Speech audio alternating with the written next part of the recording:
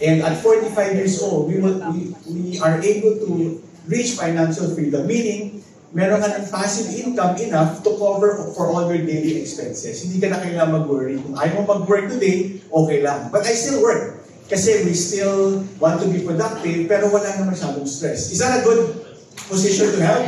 Yes. You want to reach that place? Yes. Alright, so I'll share with you. So, financial freedom is making money work for you. Di ba sabi nga ni Sir Rex Mendoza, you're familiar in YouTube, Rex Mendoza, di ba? There are 3 stages in a man's life. Man at work. Lahat tayo dumaan dyan. Man at work. Then eventually, you'll be money and man at work. And then the ultimate goal is money at work na lang. Agree?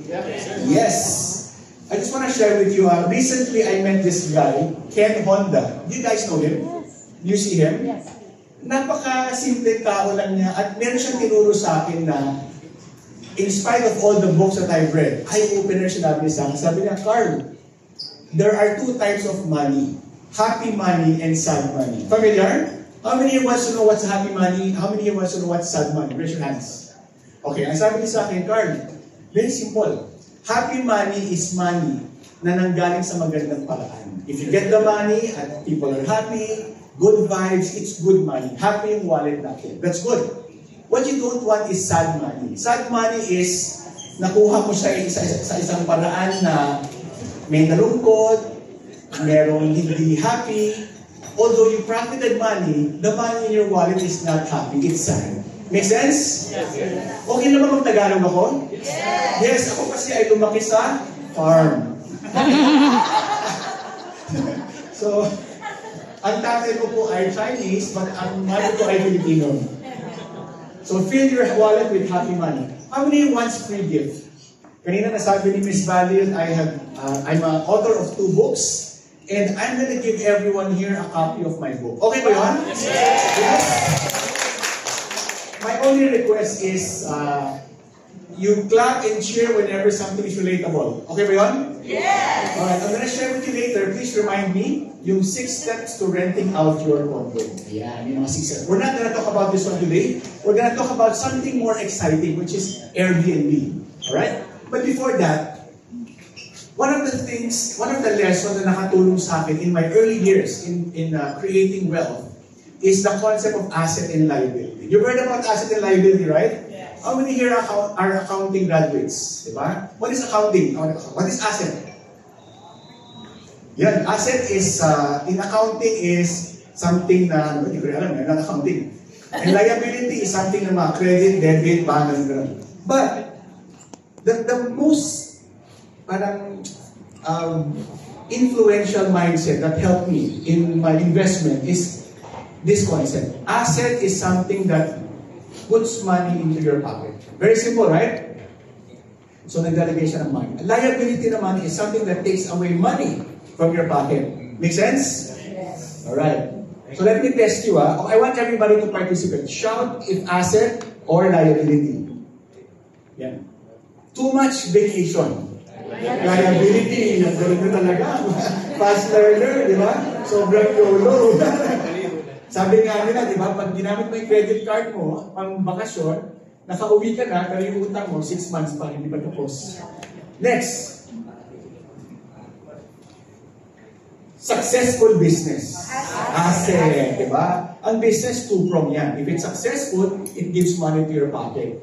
And people ask me, Carl, what can make you rich faster? Definitely a successful business can make you rich faster. But if it's a losing business, ibang usapan yun. So I just got a question a few weeks ago. Carl, this is from Edric Mendoza. You know Edric Mendoza? Yes. Interestingly, kakatext niya sa akin. Sabi, Carl, paano ba sagutin to? What is better, a business or property? Sabi ko, Edric, if it's a successful business, definitely it will make more profits. But if it's a losing business, unfortunately, mauubos lahat. Ang downside pa ng business, if let's say you open a restaurant and it's not doing well, you'll shell out money continuously to try to save the business. Until talaga ubus ka na, then the business will close. How many here can relate? Diba? So there's a balance between a successful business or a successful property. Next. Luxury shopping. Asset liability. Yan, too much shopping, di ba? Sabi nga ni Chain Kitan, sabi na, shopping now, pulubi later. Next. Yan, expensive cars or mga gadgets, mga things. Asset liability. Liability. Kasi nauubos yung pera. Sabi nga nila, in fact, sports car, nakapark lang yan sa garage, ginagamit mo lang yan minsan every weekend. Diba? And after you wanna sell it, depreciated na yung value. And pag masyadong marami ng mga gadget, it loses value. Right? Hotel, business that's profitable. Asset liability. Asset, you know. I just came from another SMDC hotel, SM Hotel, parked in Radisson, in SM North EDSA. So kausap ko yung mga management. Sabi ko, kumusta? How's business? Sabi niya, our business is very good. We have a lot of corporate bookings. In fact, I came from a church event where we rented the ballroom. And we rented siguro rooms for 100 couples. So that's like 50 rooms. So that's a lot of bookings. No? So easily, the ballroom alone is 500,000 income for the hotel and the rooms also. Tapos, minamadali pa kami kanina. You have to check out by 12. Sabi ko, ano meron? There's another big group coming to also to do an event. So very interesting, the hotel business. And of course, if you're the owner of the hotel, diba? Do you see the owner of the hotel inside the hotel? Wala. It's just running on its own. So it's giving income to the owner. Next. Children. Ito na, medyo are children asset or liability? Again. Liability. Do they give you money back? Liability. Do they make your wallet? Liability sa akin. Diba? Sabi nyo ba, hindi, liability kasi puro palabas eh. But sabi nga nila, children are initially liabilities. And hopefully one day, you wish maging assets sila. Next. So aside from asset and liability, the mindset, no? You get that lesson, no? I tell you guys, that concept is super important. Kasi as you go through your journey, you want to be putting your money in things that gives more money back. What you don't want is, for the next 10, 15 years, sa mga bata dito, you keep on putting your money into things na wala naman balik. So palabas ng palabas yung pera. Di ba? I'm gonna share with you 3 more secrets of the rich.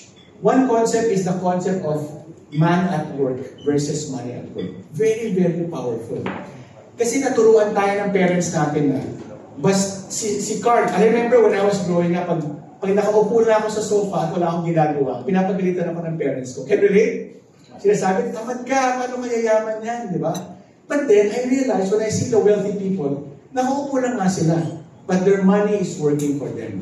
Di ba? Either they have passive income, they have businesses. So I want you to put this in mind, the concept of man at work and money at work. And next one naman, the concept of multiple sources of passive income. This is a very different concept from, and dito naman ako sa mga this is a different concept from yung hard work palagi. Diba? Kasi pag hard work tayo, we're only one person. We can only do so much. I was listening to Jeff Bezos, Amazon. You know Jeff Bezos? Yeah. Sabi niya, we all have only 24 hours a day. No matter how rich you are, you only have 24 hours a day.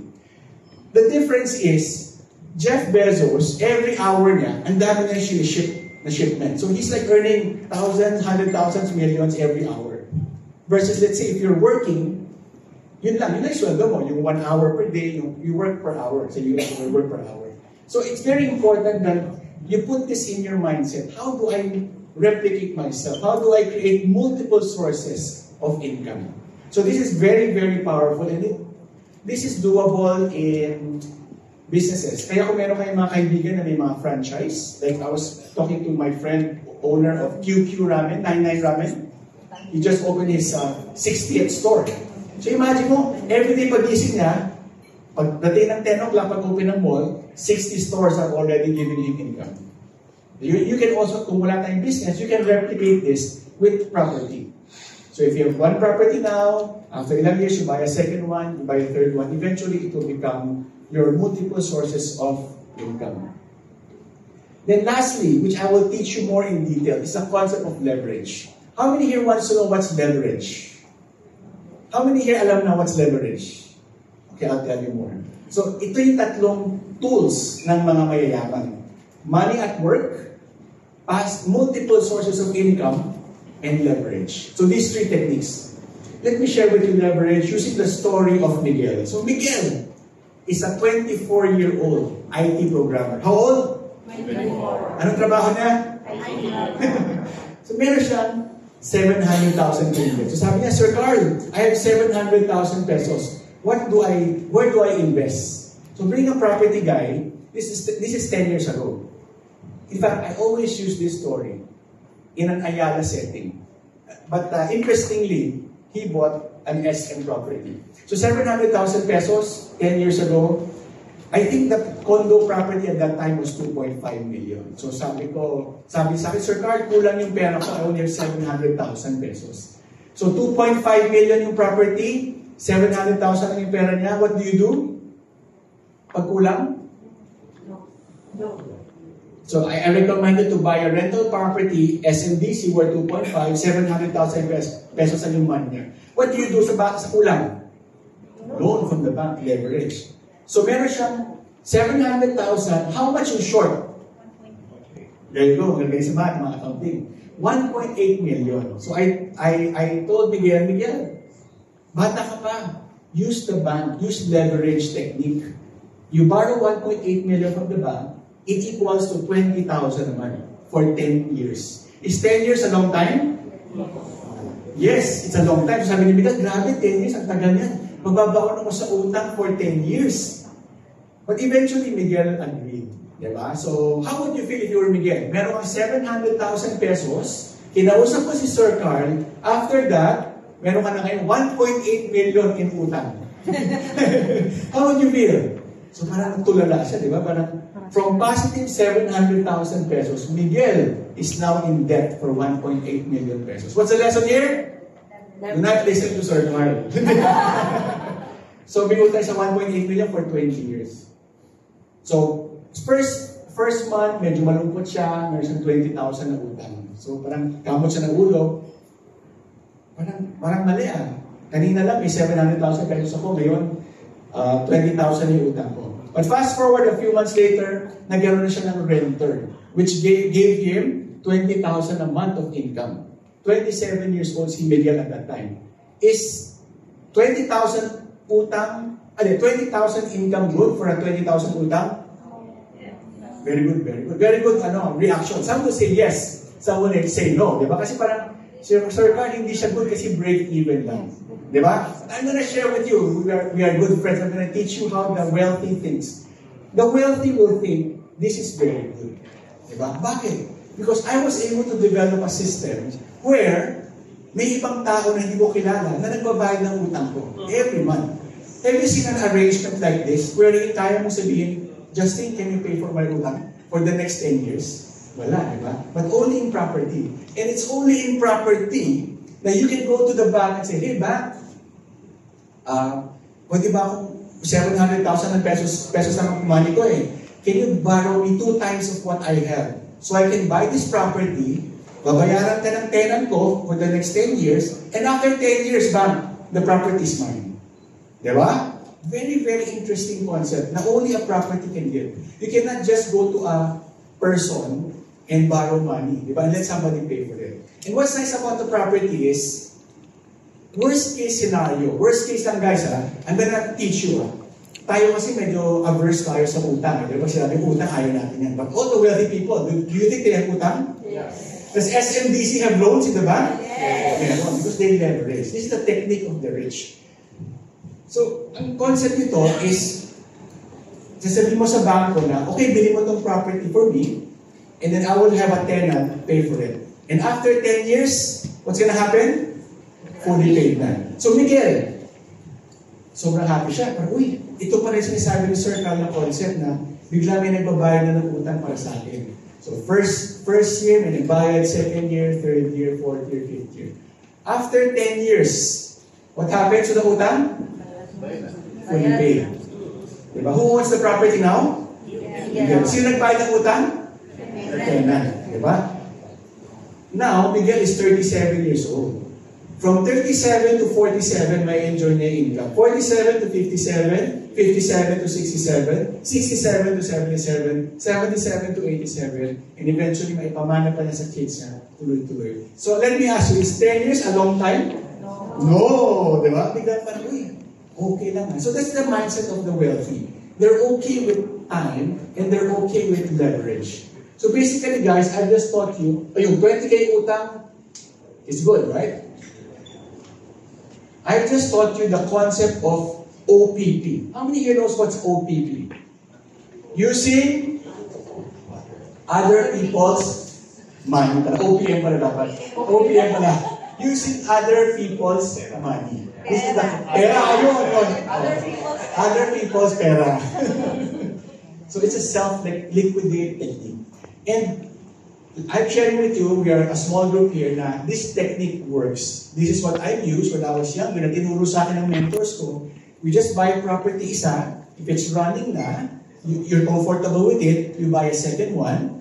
You're comfortable with it, you buy a third one, you're comfortable with it. For the first maybe 15 years of your life, you will not get any money. Diba? Okay ba yun? It's okay. Kasi you're now thinking long term. Habang you're young, and you have active income, you start developing your passive income. So you started at your age 30, 35, 40. When you start at 40, is it too late? Not yet. Kasi if you do it for 15 years, di ba? 40 years old, you finish at 55. You're still going to enjoy from 55 to 65, 65 to 75, 75 to 85. So basically, guys, that's a very powerful technique called the self-liquidate technique, using other people's pera and rental. So let me share with you. Can you help me read what is leverage? Can you help me read the use of borrow capital to increase the potential return of an investment. So leverage is a very, very powerful word, my friends. This is what the wealthy people use. They leverage money, they borrow from the bank. So tingin nyo, when a big company like SM or Ayala, naglalabas sila ng bonds, di ba? What are they doing? They're getting all of your money so they can invest. And if they promise us 6%, they can probably make 8-9% out of it. So they earn from the spread. What else do wealthy people leverage? Other people's time. Di ba? When you open a restaurant and you hire 10 people, you're leveraging the time of other people. When you open, let's say, 200 branches of restaurant, nile-leverage mo ngayon yung skill ng iba-ibang tao. And why do big corporations like San Miguel, Ayala, SM hire really good people? They also leverage our intelligence and talents. So basically, leverage is a very common word. So what I'm going to share with you is tayo, we should also take notice of this power, which is leverage. Okay ba kayo dyan? Does it make sense? Yes, thank you. So the concept of rental is like the goose that lays the golden egg. Diba? If I was to ask you, if I was to give you one golden egg, ano pipiliin nyo? One golden egg or a goose that lays golden eggs? The goose, right? Para every month may isang golden egg ka. Make sense? Yes. So this is the concept of the rental property. You are acquiring a goose that lays you golden eggs every month. It may be a slow process, but it's consistent. And it's like tuloy-tuloy. Right? How many here may kamag-anak na may paupahan and they're doing well in life? Can you relate? Diba? Ang dami natin nakikita, mga tito natin, they're just enjoying. You know, I've shared kanina na I've somehow reached financial freedom. No? And if you're outside of the rat race, you will be in certain spaces na kakaiba. You will be in a mall at 10, 11 o'clock in the morning and you will see people who are not working. Di ba? I go to school, I drive my kids to school, and I will see mga parents na anong ginagawa nila, ba't sila nandyan at 10 o'clock, inaantay nila yung mga kids na. Most of them will have rental properties. Either they build it up or naipamana sa kanila. And many of them are into rental properties. So how many here would like to have rental properties? Yes, that's the goal.